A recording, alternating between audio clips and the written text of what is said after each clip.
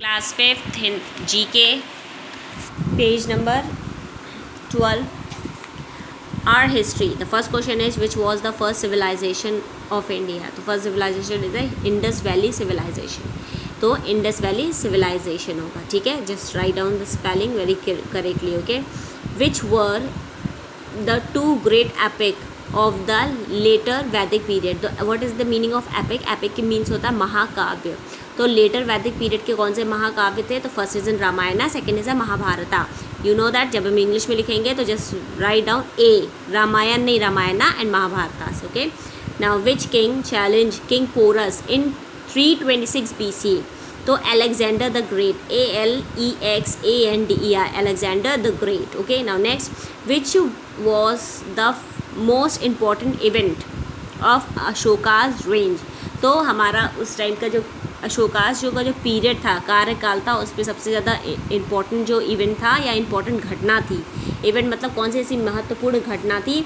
तो first the important event is Kalinga war, क्योंकि Kalinga war के बाद जो है अशोक बहुत चेंज हो गया था. वरना उसके पहले उसको चंट अशोक कहा जाता था, because he was a very cruel कहा जाता था, ठीक है.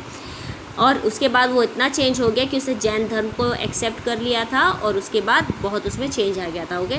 Now the fifth is, what is this? Now what is this? This is a stone sculpture of the priest. इसका मतलब होता है इस पत्थर की बनी मूर्ति.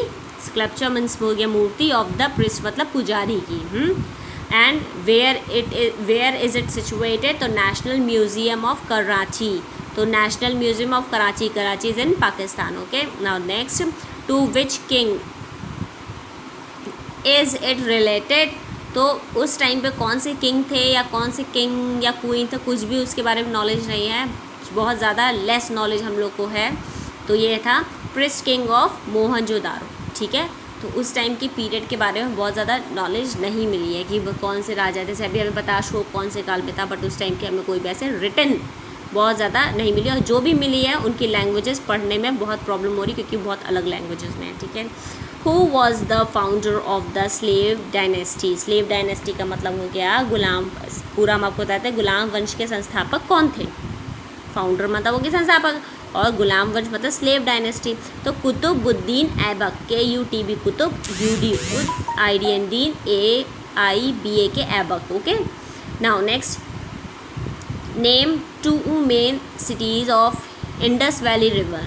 First is in Harappa and second is in Mohenjodaro. HARAPPA Harappa, MOHEN Mohen, jo DARO Daro, ठीक है. Which race bought Vedic civilization in India? तो वैदिक सिविलाइजेशन की जब भी हम बात करते हैं तो वहाँ से हमें कौन सी रेस से स्टार्टिंग मानी जाती है? तो वो मानी जाती है आर्यंस से. जब बोलते हैं आर्य हमारे देश में आए, मतलब आर्य से ही हम सब अपने आप को मानते हैं, ठीक है. तो ARYANS आर्यंस, ठीक है.